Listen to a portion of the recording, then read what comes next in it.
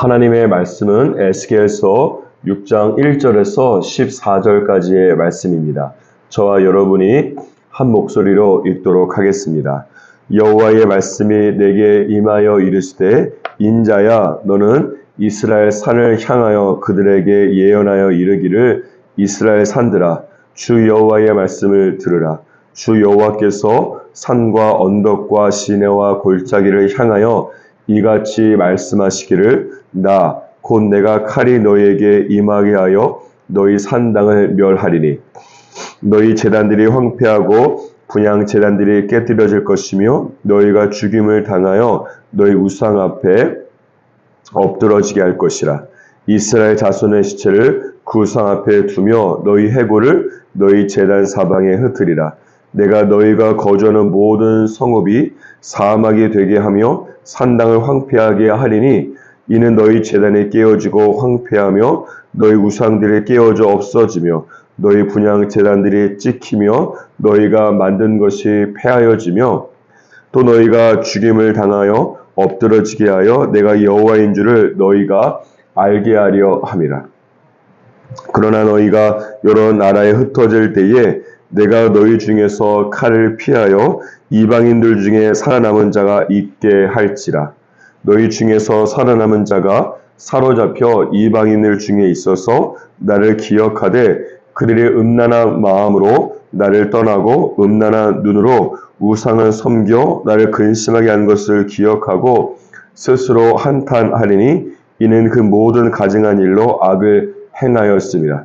그때야 그들이 나를 여호와인 줄 알리라. 내가 이런 재앙을 그들에게 내리겠다 한 말이 헛되지 아니하니라. 주 여호와께서 이같이 이르시되 너는 손뼉을 치고 발을 구르며 말할지어다. 오라 이스라엘 족속이 모든 가증한 악을 행함으로 마침내 칼과 기근과 전염병에 망하되 먼데 있는 자는 전염병에 죽고 가까운 데 있는 자는 칼에 엎드러지고 남아있어 애워싸인 자는 기근에 죽으리라. 이같이 내 진노를 그들에게 이른즉 그 죽임당한 시체들이 그 우상들 사이에 제단 사방에 각 높은 고개 위에 모든 산 꼭대기에 모든 푸른 나무 아래에 무성한 상수리 나무 아래 곧 그 우상에게 분향하던 곳에 있으리니 내가 여호와인 줄을 너희가 알리라. 내가 내 손을 그들의 위에 펴서 그가 사는 온 땅 곧 광야에서부터 디볼라까지 황량하고 황폐하게 하리니 내가 여호와인 줄을 그들이 알리라. 아멘. 오늘 본문 말씀은 하나님께서 이스라엘의 우상 숭배에 대해서 심판하시는 것에 대해서 말씀하고 있습니다. 특별히 오늘 본문 말씀 안에 보면 내가 여호와인 줄 알리라, 내가 여호와인 줄 알리라 라고 하는 구절이 4번이나 반복되어 있습니다. 이것은 하나님께서 이 모든 우상들을 엎드러지게 함으로써 오직 하나님께서만이 여호와 하나님이심을 스스로 증명하시는 것을 말씀하는 것입니다. 그런데 본문 말씀에서 이스라엘이 하나님께서 여호와인 줄을 알게 되는 방법이 모두 동일합니다.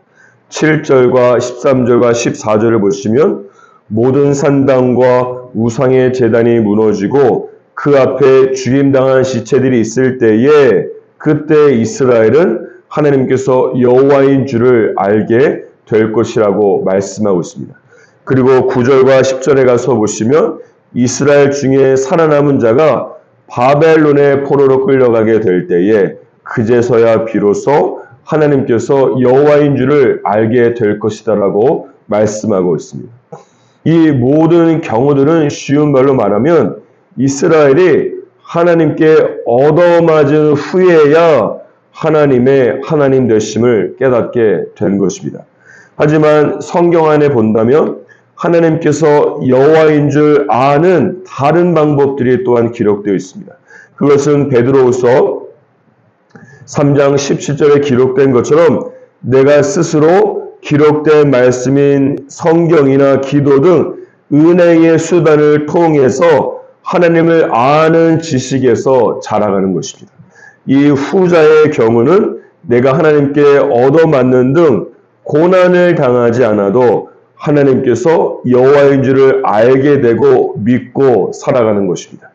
두 경우 모두 하나님을 알게 되는 것은 동일하지만 첫 번째 전자는 비유하자면 자신을 죄악으로 실족하게 하는 팔이나 다리가 잘려 나가는 등 정말로 죄악 때문에 만신창이가 되어서 하나님께 얻어맞고 주님의 나라에 들어가는 것이고, 후자는 온전한 몸을 주님 오실 때까지 잘 보존하여서 하나님의 나라에 참여하게 되는 것입니다.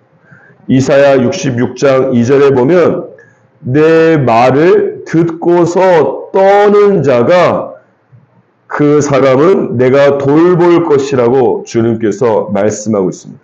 따라서 하나님께 한 대 크게 얻어맞고 두려워서 떠는 자가 되기보다 하나님의 한마디 말씀을 듣고도 떠는 자가 되기를 주님의 이름으로 축복합니다. 다시 본문 말씀으로 돌아와서 11절과 12절을 보면 하나님께서 이스라엘에게 칼과 기근과 전염병을 보내시고 있습니다. 물론 이것은 하나님께서 이스라엘의 우상 숭배에 대한 죄악을 심판하고 계신 것입니다. 하지만 여기서 알 수 있는 한 가지 사실은 무엇인가 하면 이스라엘이 하나님께서 여호와이신 것을 알지 못할 때에 하나님께서는 그들에게 칼과 기근과 전염병 같은 고난을 허락하신다는 것입니다. 이스라엘이 하나님이 아닌 다른 우상들을 그들의 하나님으로 생각하면서 살았기 때문입니다. 예를 들면 이스라엘이 농사를 짓기 위해서 바알신을 의지하게 되면 하나님께서는 기근을 그들 가운데 보내셨습니다. 그래서 이스라엘이 바알신에게 비를 달라고 아무리 기도해도 하나님께서 비를 주시지 않고 기근을 통해서 바알은 정말로 아무것도 아닌 그저 나무와 목석에 불과하다는 것을 말씀하는 것이고, 동시에 이스라엘이 엘리야 선지자와 같이 하나님께 전심으로 기도하면 그때는 비를 통해서 기근을 해결해 주시면서 나 여호와가 하나님이심을 증명하고 말씀하고 있는 것입니다. 이런 면에서 만약 여러분 인생에 어떤 한 부분이 아주 굉장히 심한 기근을 경험하고 있습니까? 그렇다면 가장 먼저 점검해 보아야 될 것은 무엇인가 하면 내가 그 영역에서 하나님이 아닌 다른 것을 의지하고 하나님처럼 생각하고 있는 것은 아닌가 하는 것입니다. 그러므로 내가 알게 모르게 의지해온 우상들을 모두 제거할 때에 내 인생의 기근이 해결될 것입니다. 지금 내가 경험하고 있는 기근은 이 땅의 기근에서 비롯되는 것이 아니라 나의 믿음의 기근이 그 이유이기 때문에 그런 것입니다. 그러므로 우상 숭배로 인한 땅의 기근과 땅의 심판을 경험하기 전에 먼저 이 우상으로 인한 믿음의 기근을 먼저 제거하시고 해결하시는 저와 여러분이 되기를 주님의 이름으로 축복합니다. 다시 본문 말씀으로 돌아와서 13절 말씀을 보시면 우상 숭배로 하나님께 죽임당한 시체들이 쌓여 있는 곳이 어디인지 말씀하고 있죠. 어디에 있습니까? 우상들 사이에 있고 제단 사방에 있고 높은 고개 위에 있고 모든 산 꼭대기 등으로 이 모든 장소들은 우상에게 제사를 지내고 우상에게 분향하던 장소들입니다. 생각해 보십시오. 왜 우상에게 분향하던 장소들에게 이 죽임당한 시체들이 쌓여 있는 것입니까? 그것은 이스라엘 백성들이 이 바벨론의 침략과 같은 인생의 위기를 만났을 때에 그들이 믿는 우상에게 살려달라고 도움을 구하기 위해서 그 장소들에게 찾아가고 우상들에게 달려갔기 때문에 그런 것이. 하지만 13절 말씀과 같이 모두 다 그 우상들 앞에서 죽임을 당한 것입니다. 여기서 한 가지 영적인 교훈을 알 수가 있습니다. 그것은 이 세상의 어떤 사람과 대상과 또는 물과 같은 물질 등은 전혀 나의 도움이 되지 못한다는 것입니다. 오늘 본문 말씀에 기록된 이스라엘 백성들은 우상에게 분향하는 산을 바라보았지만 도움을 받지 못하고 모두 그 앞에서 죽어버렸습니다. 4절에 보면 너희가 죽임을 당하여 너희 우상 앞에 엎드러지게 될 것이라고 말씀하고 있지 않습니까? 내가 도움을 받거나 살기 위해서 우상 앞에 엎드려 절하면 우상 앞에 엎드러져 죽게 되는 것을 알 수가 있습니다. 하지만 시편 127편에 보면 같은 산이지만 하나님을 예배하고 기도하는 산을 바라볼 때에는 도움과 구원을 얻을 수 있다고 말씀하고 있습니다. 내가 산을 향하여 눈을 들리라. 나의 도움이 어디서 올까? 나의 도움은 천지를 지으신 여호와에게서로다. 여호와께서 너를 지켜 모든 환난을 면하게 하시며 또 내 영혼을 지키시리로다. 따라서 우상 앞에 엎드리면 우상 앞에서 엎드러져 죽게 되지만 하나님 앞에 엎드리면 하나님께서 나의 대적을 엎드러져 죽게 하는 역사가 일어나게 될 것입니다. 여러분은 인생의 위기를 경험할 때에 어떤 산을 바라보며 어떤 산으로 나아가십니까? 우상에게 분향하는 산입니까? 아니면 하나님께 기도의 향을 올려드리는 거룩한 산, 성산을 바라보고 성산으로 나아갑니까? 시편 24편 3절과 4절 말씀에 보면 여호와의 산에 오를 자가 누구며 그 거룩한 곳에 설 자가 누구인가라고 말씀하고 있습니다. 그러면서 손이 깨끗하고 마음이 청결하고 뜻을 허탄한 데에 두지 아니하고 거짓 맹세하지 않는 사람만이 여호와의 산에 올라갈 수 있다고 말씀하고 있습니다. 이 말씀 안에 보면 여호와의 산에 올라가지 못하고 이 땅에 주저앉게 하는 영적인 중력 3가지가 기록되어 있습니다. 이 영적인 중력을 이겨야만 내가 이 땅에 주저앉지 않고 여호와의 산에 올라갈 수 있고 나의 기도 제목 또한 여호와의 보좌 앞에 올라갈 수가 있는 것입니다. 그런데 이스라엘 백성들은 그들을 이 땅에 주저앉게 하는 이 영적인 중력 때문에 하나님의 산에 올라가지 못하고 그 결과 심판과 멸망을 당하게 된 것입니다.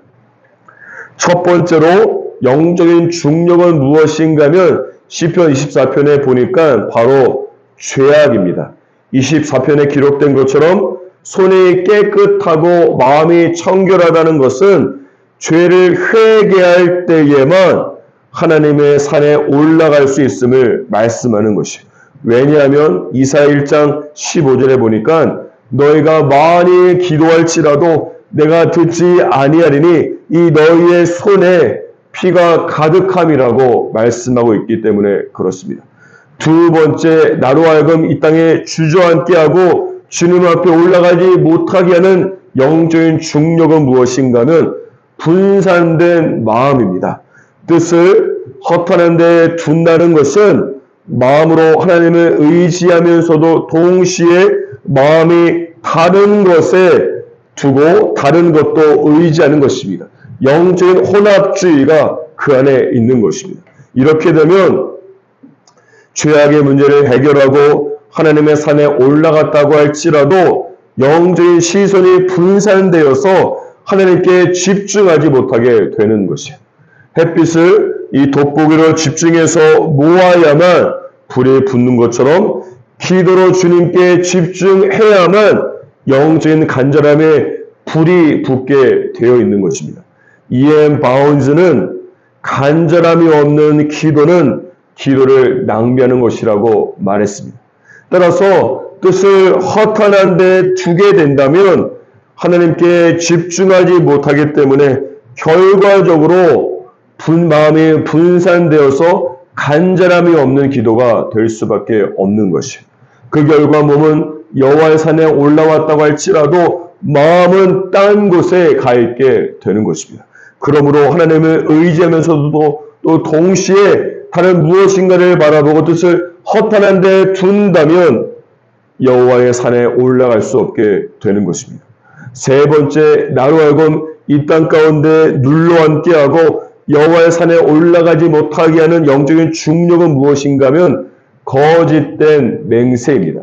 거짓된 맹세를 한다는 것은 자신이 하나님께 약속하고 맹세한 것을 지키지 않는 것을 의미합니다.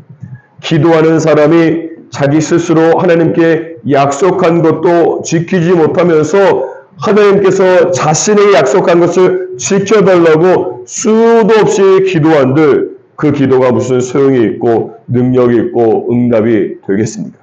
따라서 거짓 맹세로는 하나님의 산에 올라갈 수가 없는 것입니다. 그러므로 저와 여러분은 오늘 본문 말씀에 나오는 이스라엘 백성들과는 달리 우상에 있는 산이 아니라 하나님의 산에 올라가기를 주님의 이름으로 축복합니다. 그리고 더욱 중요하게는 이 내 몸이 하나님의 산에 올라갈 뿐만 아니라 나의 기도 제목 또한 주님의 보호자 앞에 올라가기 위해서는 나를 이 땅에 주저앉게 하는 모든 영적 중력들을 제거하시기를 주님의 이름으로 축복합니다. 바로 그때 시편 121편에 기록된 것처럼 내가 산을 향하여 눈을 들리라. 나의 도움이 어디서 올까? 나의 도움은 천지를 지으신 여호와께서 오는 것을 경험하고 누리면서 살아가는 저와 여러분이 되기를 주님의 이름으로 축복합니다.